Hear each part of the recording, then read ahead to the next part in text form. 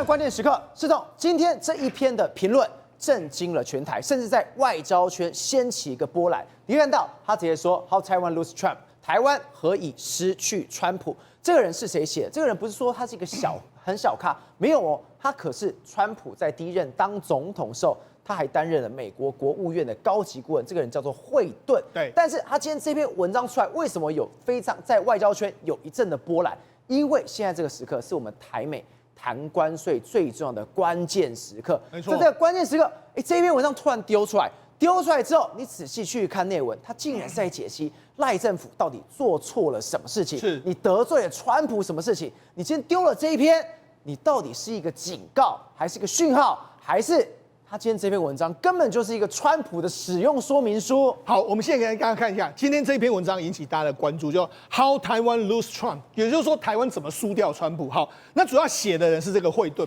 那惠顿他是谁呢？他是在曾经担任过小布希还有川普时代的时候，美国国务院的高级顾问。好，然后他主要负责的是公共事务跟东亚事务，所以他等于是东亚他非常非常熟。那台湾当然在他管辖的这个范围之内，然后后来也在媒体上面工作，那也去民间公司工作过，所以他等于是经历相当的多。好，那他今天写的这篇文章里面来说，主要是说，因为我们目前为止，我们全台湾不是患了这个关税忧郁症。大家会想，关税到底多少啊？那我们要付出多少啊？大家都在等那个最后的这个时间点。那赖总统跟我们说是暂时关税，但是为什么我们台湾就是谈不下来？所以他就说，我们这个赖政府，你到底做错了什么吗？他等于是用这样的文章呢来分析。那我们当然说，他的文章非常长，那到底里面有没有值得我们这个注意的地方？当然有。好，我们先给大家看一下，事实上它里面讲了非常多的一个状况。他说，台湾是怎么失去川普的？在新政府与新右派的格局之下，台湾的贸易挫败只是新的一次的这个错误判断。所以他讲的是这样一个状况。好，那主要讲什么呢？照我先跟大家讲，第一个是这样子的。因为在川普第二任的任期的时候，他掀起叫美国复兴的这个运动。美国复兴的运动里面来说话，他当然了，他要的是什么？他要的是我能够从你身上拿到多少。那因为我们可以说排名数一数二，这个最不利影响的国家中，台湾是数一数二。那我们如何应对这个后全球化时代的美国变成这个典型的反面教材？所以它里面的这一句话是在讲说，台湾是一个典型的反面教材，还用字用这么狠。重。好，那我们跟他讲。当然，他有讲非常多的原因嘛。他就说，因为我们赖清德总统本来不是要去过境美国吗？然后后来被取消嘛。那现在说法是说，他可以让你到达拉斯去，但是不想让你去纽约。那这个当然是川普决定的原因之一。但是他有说，据推测，取消行程的原因是因为川普正全力跟中国在进行交易谈判。所以就是说，川普在跟中国交易谈判的时候，当然台湾可能就被往后推。那我觉得他讲的这一点，我觉得大家可能要稍微留意一下。为什么？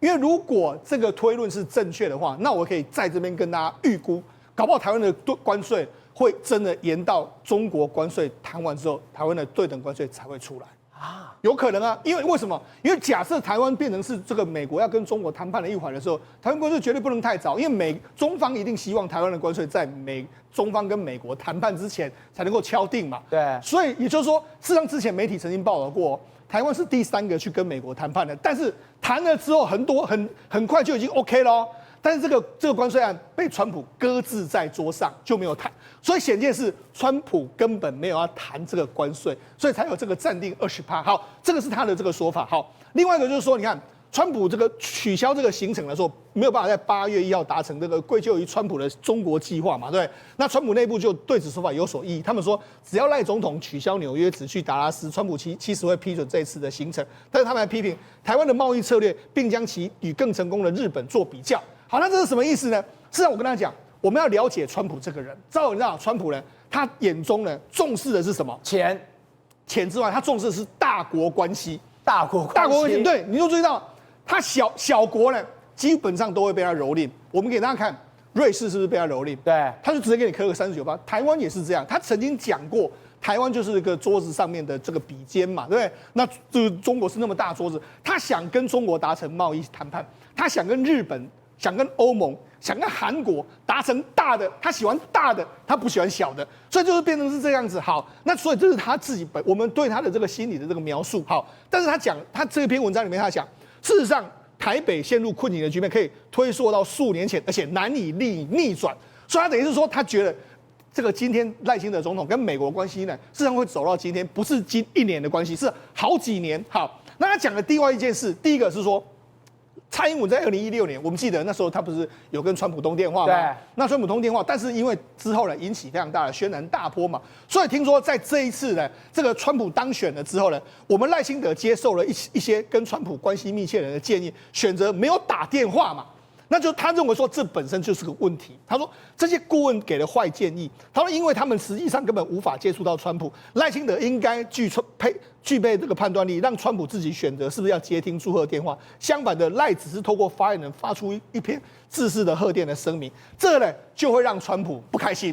那的确，我觉得这个有可能会让，因为我们就讲川普是一个爱恨分明的人，你对我好，我就对你好啊你打个电话给我，如果假设是我不想接。那我可以不要接嘛？但你都没有打过啊，没有打过的话，大概川普会在你的心目中，他会在他心目中就觉得说，你这个人哦，我觉得你居然没有打电话来跟我道贺，你只是发了一个贺电，他当然会有一点点心有微词的这个状况。我相信川普的确会是这样的一个人。好，然后来讲到就是说，这个过去一段时间呢，之后，因为我们知道说，目前为止来说，我们赖清德总统最重要的外交的这个很多东西都是仰赖我们萧美琴副总统嘛，对。那尤其是我们萧美琴副总统呢，他长时间不是在驻美大使嘛？他驻美大使的时候，他不是就跟美国关系非常好吗？他又说这样子，因为为什么？因为我们当年呢，我们萧美琴副总统不是有去这个当时是驻美代表，他不是有出席拜登的这个总统就职典礼嘛？对不对？总统就职典礼来说话，所以当时就觉得说，好像难道是台湾的这个我们是台湾外交人员在当时的这个白宫认为是如鱼得水，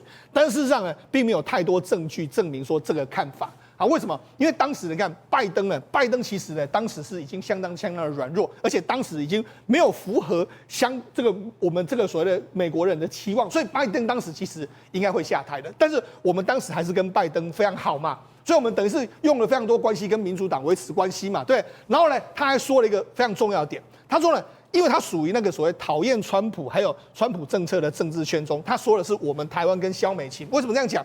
他说萧美琴呢跟华府所谓的人权产业复合体中间的组织作为平反，那里面包括什么？包括说像美国国际的这个共和研究会，然后全国民主基金会等团体，那事实上那些被川普视为民主的最大威胁。然后这个川普要试图的要切断他们的资金来源，但是我们跟他们都相当的好啊，所以当时的这个萧美琴副总统跟他们相当的好的一个状况，所以导致呢，现在当选了之后呢，这个我们所以现在川普要算总账，对，没错。之前那一些人是怎么样黑我的？是你之前那一些人，我是怎么把他的所谓的补助全部砍掉？对，结果你台湾跟他这么好，对，他在警告这件事情。对，没错。好，他就说嘛，如今川普在日执政，那共和党全面掌握华府的时候，像萧美琴这样政治理念主导台湾对美关系的这个状况，令人难以费解。好，所以就这样，他说什么呢？他说，譬如说，他举个例子。他说呢，我们的台北方面的这个状况没有针对调整。他说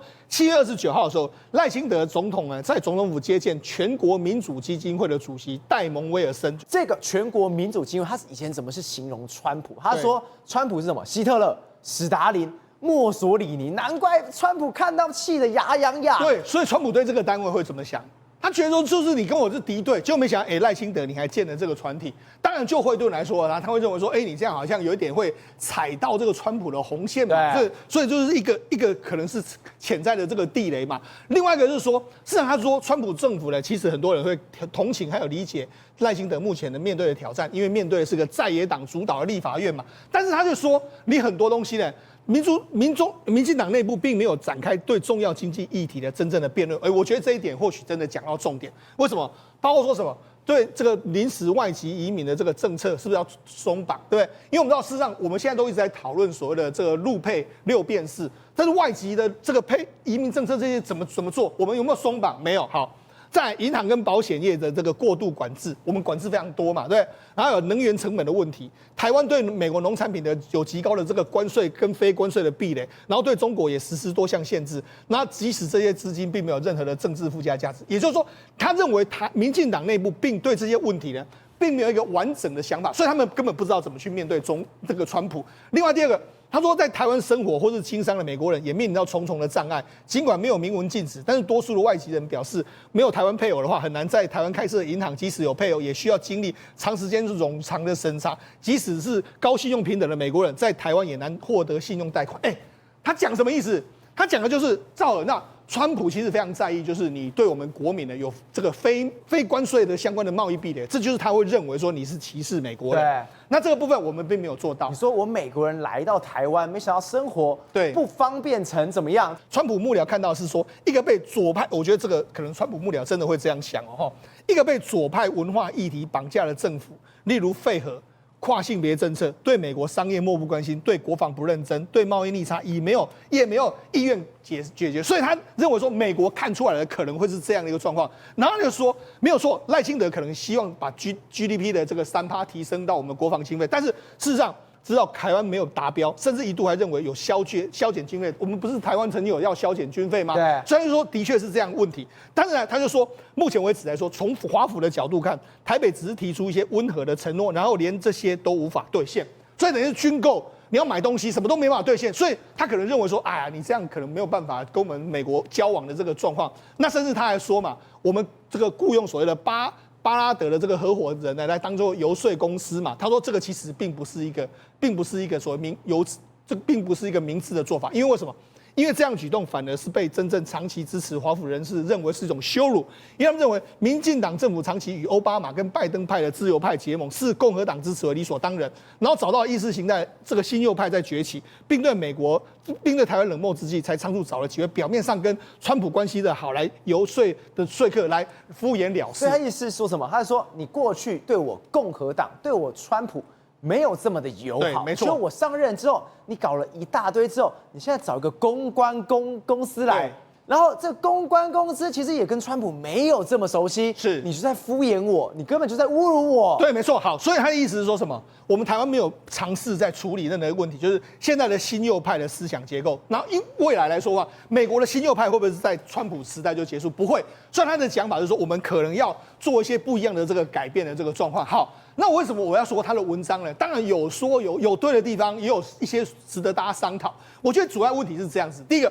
的确，我们目前为止，我们的政府呢跟共和党之间的这个理念，有一些的确会互相有这个冲突的地方。比如说，我们现在呢，我们这几天我们不是接下来要举行所谓的公投吗？对，核能的公投。对，现在美国的流行是我要核能，然后我要这个烧煤。然后我要这个天然气发电等等，这个非绿能。但是我们现在政府在推绿能啊，这两个政府要往来就有一些先天上的这个问题嘛。然后很多政策来说，很多这个所谓意识形态，的确是有一些互相的这个汉格之处嘛。所以我们要讲，过去的确我们如果假设我们主导者是萧副总统的这个外交体系，的确他过去是跟民主党比较好，那的确跟现在共和党会有一点格格不入。再来第二个是什么？赵你知道吗？川普非常重视的是个人关系。就是你要跟我自己打关，你不要透过什么第三者，你要跟我联系，你要跟我的关系重要，你跟我直接比较重要的，连上线比较重要。我们讲第一个人，事实上日本现在不是首相是石破茂吗？对，现在很多人在批评石破茂，说，石破茂你怎么把这个美国跟日本关系搞这么糟？他说，事实上，以前安倍跟这个川普多好，他们一起打小白球，然后一起吃饭是干嘛？多好？那你怎么会搞成这个样子？因为什么？因为那就是安倍跟川普的交情。他们两个是麻吉 ，OK， 结论后供，不是麻吉的时候呢，不好意思，我就用这个正常的眼光来看你，所以你没办法，你就遭受到不一样的这个状况。那我们就讲，事实上之前的这个我们蔡英文前总统的时候，他曾经就有接受一个访问嘛，他说我领导台湾8年，这就是我让川普站在我这边的这个方法。好，那到底是怎么样站在这边呢？他说呢，第一任期的时候呢，他跟双方团队对国家安全进行所谓的强有力、频繁而且清晰的沟通，是在他跟川普政府建立良好的关系的基础。对，就这样。那为什么这样说？因为他们两个没有见过面，但是他跟川普通了电话，就祝贺他嘛，他打电话给这个川普嘛，川普也接了嘛，祝贺他在2016年这个大选获得胜利，然后讨论了政治、经济还有区域安全的问题。这是1979年中美建交以两国领导人首度通话嘛，所以这一通电话一打过去，对，就是川普口中的跟我建立的关系。是，那川普接了嘛？对，川普愿意接，我也可以选择我要接或者不要接，但你至少打来了。对，你打来了嘛？那这就如果按照这个蔡英文总统的说法的话，那可能我们赖清德总统的确在这一步里面来说，可能就一开始就起步就没有太好。如果假设真的能打电话给他，那无论川普会不会接不接，我们不知道嘛，对，反正川普如果接了，当然是很好的一个状况嘛，哈。那所以他就说，我们就获得一些重要的军事采购的批准啊，届时我们非常感谢啦。然后于是他们就这个增加，我们就台湾就增加非常多的国防预算，然后买了150亿的这个美金左右的飞弹船，还有这个所谓飞弹船，还有这个所谓的这个飞机等等一大堆嘛。所以意思是什么？意思就是，我就讲，我们要建立跟川普个人的这个关系。好，那我就讲嘛，为什么我说建立跟川普个人的关系非常重要？你看最近不是有一个人被修理，这个人是谁？瑞士的总统这个凯特苏勒，他打电话给川普打电话给他，他们两个要讨论说，你们现在未来的我们这个中美美国跟瑞士之间的这个关税怎么样解决的时候，就听说他们两个的一通不愉快的这个电话之后，让瑞士谈判队3个多月以来超过数百个小时协商，付之一炬。你知道川普问他凯特苏勒问什么吗？他就直接问他说：“我问你哦，那我们目前为止来说，你们瑞士对我们有390亿的投资的这个390亿美元的这个逆差哦，你要怎么做？你要怎么改善？你能不能改善？”再来就是说，你一开始你能提供什么？结果没想到这个凯特苏勒听说了，他就是没有提供什么东西，就说你要不要再加码？他没有，他没有讲话。川普会怎么觉得？你搞到真笑那这样，所以他一开始可能川普在那一个刹那之间他就不开心了，不开心就谈崩了，谈崩了之后呢，就39%。变成是39%，就现在瑞士很紧张，瑞士就说那我们怎么去改变啊？对，那为什么会这个样子呢？主要原因因为瑞士有很多药。那药来说的话，瑞士一直跟这个所谓美国要求说，你药品给我比较低的关税嘛，但是美国一直不想要，一直要你药品降税，所以等于是瑞士还有一个黄金的问题，他都没有办法提出让川普满意的这个答案。川普当然对避免嘛。好，那我们来讲一个川普的个人的状况，你看这是谁？博萨纳罗，就是以前的这个所谓的巴西的总统，你看。他对巴西不是磕50%吗？对，那为什么磕50%？因为很简单，因为你现在的总统鲁拉把巴索纳罗抓起来了，那抓起来的话，他就跟你说，那我就给你磕50%，因为你要打压他认为说这个非常好的人。就现在不是说他又把这个鲁拉准备把这个波索纳罗软禁起来吗？所以呢，这样下去，巴西有可能跟他谈到好的这个关税吗？怎么可能？不可能嘛！波索纳罗跟川普两个关系多好，所以我这样搞不好你把波索纳罗放出来。巴西关税就降了，你可能就变10%而已。所以那我就跟你讲，这个跟什么国际利益、什么国际关系有什么问题吗？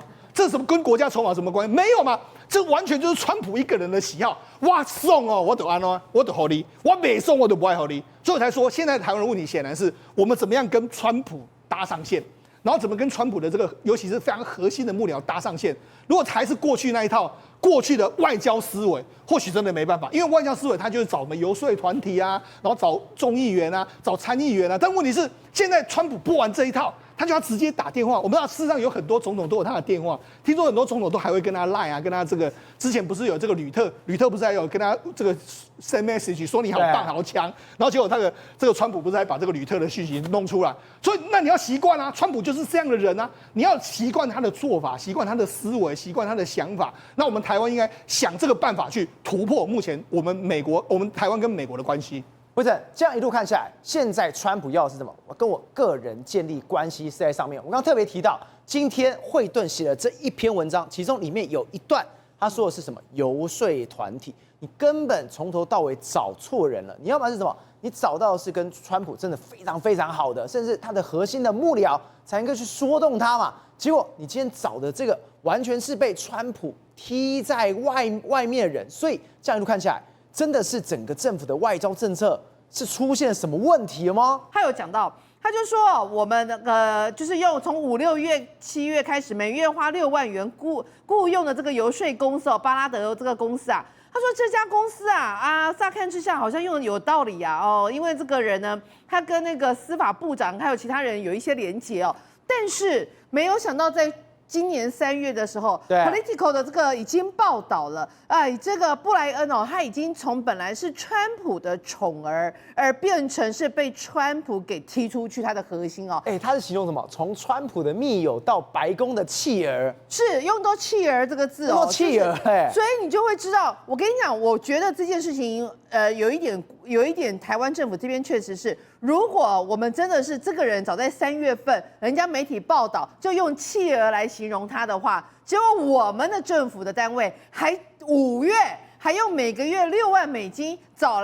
他来帮忙游说，那就代表什么？你美国报纸都没看啊，就是变成你根本的资讯有很大的落差。这根本就是你完全上网把他的名字输入上去。你往这边搜一搜，就可以搜到这一篇。所以我觉得从这个东西可以看到一个东西，什么？我们现在这个在驻外，尤其驻美这个部分的眼线，或者是我们的讯息来源，感觉上没有那么及时。第二个，大家都在讲，那怎么样跟川普这边进行一个相关的一个谈判？其实我想这件事情闹这个全世界都在找这个答案。我们刚刚不是讲日本吗？好像自己都搞不清楚自己谈了什么。韩国也是啊，韩国现在我跟你讲，因为现在美国政府说，那个我们可以这一次跟韩国政府谈出来的协议，我们都非常开心，因为韩国已经承诺在农产品跟这个汽车市场部分是完全没有任何关税壁垒的，所以是完全开放让美国产品进去。这句话出来没定。现在目前为止，一大堆的韩国的农民都跟政府说：“你给我讲清楚，美牛你美牛没有限制，不。”现在今天这最新的消息啊，那个韩国政府自己跳出来说，没有，我们对于美国这边美牛的部分，我们农产品部分，我们99.7%都已经本来就开放，剩下0.3%没开放，我们现在这一次一样没开放，这0.3%已经0.3%的农产品已经是我们的底库了，被腾好不好？腾就被垮。对，所以他先讲这件事。那问题是韩国农民说你在讲什么？那如果是这样的话，那为什么美国的那个新闻稿，政府出来的新闻稿是100%开放？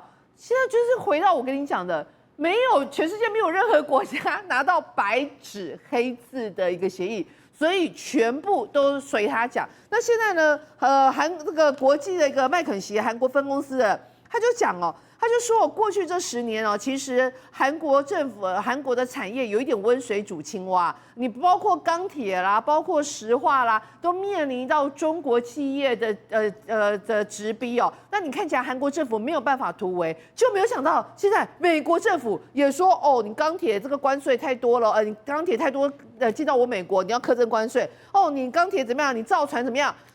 你也变成前有狼后有虎，被美国跟中国同时夹杀。所以他现在跟你讲他说过去温水煮青蛙是因为有中国来追，现在变成美国关税直接在锅里面直接倒了一个沸水，所以他现在就陷入这样的一个状况，你知道吗？一句话，大家都陪川普在玩。但是你要怎么样玩得他开心，但是又玩得让人家觉得你好像没有把你整个国家都玩赔进去，这就是其中一个关键。那现在大家都在讲嘛，像日本呢，我跟你讲你不要看日本这一次首席谈的这个斥责量证，因为谈出从本来25%变成15%之后，哇！现在那个行情大好，政治资产的政治行情大好，甚至有人把他认为是下一个，因为石破茂死不下来嘛，现在认为说如果石破茂下来，他最有可能当首相的。那现在呢，我跟你讲，他做对了一件事情。那个斥责量证，他做最对的一件事情是什么？就是他现在讲，我们本来日本车输到美国去25%关税，经由这一次协商之后，我们成功的把它降为15%。为什么这个东西是日本不可让的底线？因为日本至少有10%的 GDP 是从这一个所谓汽车这个相关的产业所贡献的。对。第二件事情，日本光是这个相关产业养活的人，也大概是占他们整个日本的就业人口里面大概10%。对。所以这是对他们日本来讲非常重要一个产业。第三件事情，你知道吗？日本每年从美国这边赚起了贸易顺差大概600多亿左右。这600多亿左右，80%都是汽车跟汽车零组件赚来的。所以换句话说，我这个15%的关税，我这个有保住，比原本20%好的话，我只要保住我日本这最赚钱的金鸡母，没关系，我跟你美国做生意，我还是一样。继续赚你的美金，所以这就是为什么人家这一次他谈出来，他的最重要的这个命脉有保住，这就是我们台湾要向日本学习的。你要去谈一个东西，让美国政府以为他们赢了，但事实上你并没有赢。你反而对你们自己的美国的企业者造成一个不公平的一个竞争。但是呢，你要保住最重要命脉，所以以台湾我们要谈什么？我个人认为啦，第一个，台积电49%跟那个合股跟那个 Intel 合股的部分，你不可以嘛？对那你不可以，难道你要台湾中华民国政府直接跟那个川普政府说，哦，不行，我这个太多了，这样会赔钱？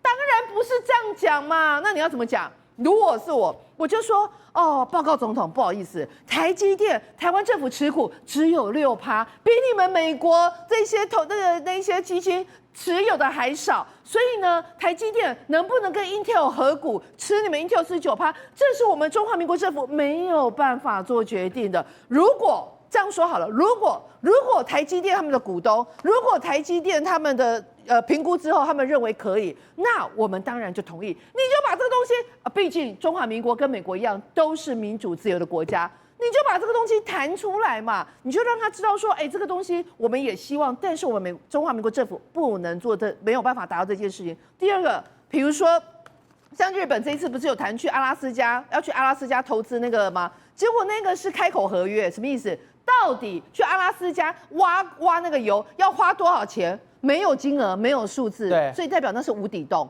所以如果是我如果是代表中华民国政府，我要怎么去跟他谈？我会跟他说，哦，报告川普总统，我非常乐于在购买能源上尽我们中华民国一份心力，尤其我们中华民国能源7、8成全部都靠国外。但是有一个条件是这样，我们因为真的太缺了啦，我起码跟你导资，我现在给你这边投资，还要等个5年10年，这缓不济急呀。我跟你讲，2000亿美金，我跟你买没问题，只要你油挖出来，就是我跟你买啊，但是我不要投资嘛。你懂我意思吗？所以你怎么谈，要怎么谈，让他觉得好，那你愿意帮我买，但我前提是你自己挖出来啊，我不要去帮你挖，我干嘛帮你挖呢？所以这个就是谈判的技巧 ，give and take， 再还有一个模糊的空间。因为这样一路看下来，谈判的技巧现在对于这种台美关税的最后的最终阶段来说非常非常重要。我们刚刚特别提到惠顿写的这一篇文章里面，他特别有提到军费的部分，说要3%，对不对？他说3%还要继续去削减，甚至没有拿出一定的诚意出来。但是不对啊！今天赖总统不是跟强生都已经见面了吗？直接讲啦，3%就直接拉上去，这还不够吗？川普曾经讲过10%不是3%而已所以川普是还要更多，他要的更多，他其实没有看在你那个3%而已他其实要的更多，而且他心中认为台湾真的是有钱那对川普来讲的话，其实刚刚大概有提到其实跟他个人的私人的关系，其实才是最重要的。对，他旁边的幕僚这些东西来讲的话，比如说包含很挺台湾的卢比他基本上在川普面前也像是跟一只乖的像猫一样，他根本就不敢讲话，对不对？所以有什么东西直接直攻川普嘛？记不记得一件事情？川普刚上台的时候，有一个人一直很想见他，但是见不到他，是谁？你知道吗？就是石破茂。对，石破茂后来怎么办呢？没办法，第一次去访问美国的时候，第一次出访就跑到东南亚去。但是呢，石破茂也不死心，他怎么办呢？请出安倍昭惠。安倍昭惠是谁？就是安倍晋三的遗孀嘛，因为他跟川普有私交嘛，所以安倍昭惠跑一趟佛罗里达之后，石破茂能够去美国了。这我要说你什么意思？其实你要去找出川普本身旁边的这些亲近的人，或者是他的真正的好朋友，然后才能跟川普接上线。好了，再来跟川普吵架，其实说真的，并不是一件坏事。其实川普本身来讲的话，他是不打不相识，他这个人也是一样，就是说告诉你说，你今天敢跟我对呛的话，也很好，以后说不定我们就是兄弟，只要能够交换利益的话，就是兄弟。什么意思呢？今天你知道吗？川普1.0的时候，曾经在2018年，他跟澳洲的总理 Turnbull 曾经吵过架，电话吵过架，吵完之后，Turnbull 不是乖乖的跑到这个华府，跑到纽约，然后去见川普吗？对，那双方就buddy 啊。还有不要忘了，今年川普跟谁吵架？跟泽伦斯基吵架不是吗？对。那泽伦斯基后来到法国去，不是乖乖2个椅子坐在那边好好的，现在又要帮忙泽伦斯基啊。然后再来，川普其实说真的你只要找到他真正的核心圈的人，基本上来讲就没有问题。怕的就是什么东西？我们可能在那边像无头苍蝇这样子找错人，然后或者是找错对象，花冤枉钱了。对，花冤枉钱。那当然也有人看得不爽啊。其实今天惠顿来讲的话，当然我对他的文章是保留，但是他文章当中的确点到了几个点，我们是没有做到的东西。而这个几个地方来讲，刚刚惠就有提到，难道我们驻美代表处真的不知道我们这个找的那个游说对象来讲，曾经也说过川普坏话吗？我说真的啦哈，其实美国的每一天报道，我们基本上我们的外交部的电报都会拍回来，但是拍回来之后呢，问题是什么？有人想看，有人不想看啊，有人就把它丢掉啊，有人就是代表说把它丢垃圾桶啊。所以说资料是有回来的，资料一定都有回来，要看或不要看，不可能没有回来，因为我们选择于在个人的。我们在华府里面有400多人在这个我们的代表处里面，没有人去注意到这些新闻吗？一定都有，每天都有电报拍回来。关键在哪里？就是关键长官要不要看这份电报，在做筛选的过程当中，可能就丢到垃圾桶去了。所以等于说，可能上面的根本或者是说刻意的把自己眼睛闷起来。我们讲说装睡的人永远叫不醒，不是吗？所以简单一句话哈，那现在来讲，川普看到台湾这个样子，说真的，大家都在检讨。但是事实上啊，我们这次汉光演习当中的这个民防的部分，其实也有很多人看穿了。什么看穿？在《Diplomat》这个外交这个期刊当中呢，其实就有人写到说，台北的这个民众来讲的话，似乎好像还没有准备好面对这。所以啊，其实这篇的文章它里面最主要是讲说，提醒台湾民众要有居安思危的一个功能。那如果说美国人看到你今天来讲的话，自己都不救自己，自己都没有这种危机意识来讲的话，他们为什么又要出兵来协助你呢？所以今天他们大家都在担心一件事情，就是说，如果你台湾的政府表现的好像完全找不到门路，然后呢，台湾民众又一副表现出事不关己的情况之下，那你怎么又可以奢望美国政府以及美国人来出兵协防台湾呢？所以这个基本上目前很多外电都在做检讨，也在做报道，这显然有一股声音了，什么东西？未来是不是有可能弃台论的这个东西又再次出现了？真的假的？对，不是不要说台湾，不要说台湾以美论，在华府圈也有所谓的弃台论的这个东西，会不会持续的发酵？到时候什么叫弃台论？就是出卖台湾，就是把台湾卖掉，这种情况会不会发生？那台湾的未来又在哪里？其实自己要做决定了。瑞德，我们现在一路看下来，川普唯一一个眼中钉是谁？当然就是中国。结果中国现在说我要秀武力，我要去秀肌肉了。他们的央视的军事放一个什么？我们有曝光新型的潜舰，这个潜舰呢叫做洞94。洞94看起来这画面，太厉害了吗？对，没错。那么中共最主要呢，每一次都要这个吹捧他们的军事，然后呢，就像表演一样的拍一个影片让全世界知道他们有多厉害。那么这一次的目标是洞94的核子潜艇，所以呢，核子潜艇呢？对，没有错。然后呢，他呢演习的目标然后呢，这个最主要的这个相关的这个军事的这个命令说接到上级的命令，前方是敌反潜的封锁区，全体注意进入1级的静音管控听起来这个好像进入好像完全100%的战备嘛，那全潜水艇全部静音嘛。